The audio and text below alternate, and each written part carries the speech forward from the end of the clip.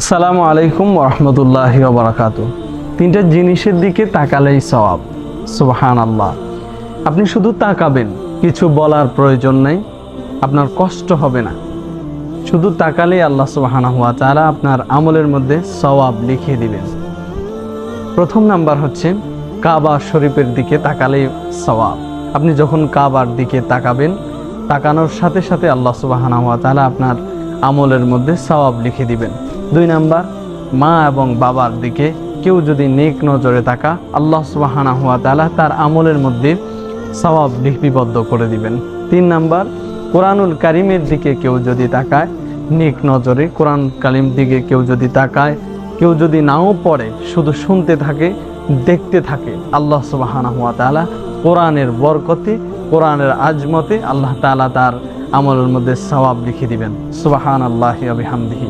আল্লাহ তাআলা আমাদেরকে এই আমলগুলো করার তৌফিক দান করুক। আসসালামু আলাইকুম ওয়া রাহমাতুল্লাহি ওয়া বারাকাতুহু।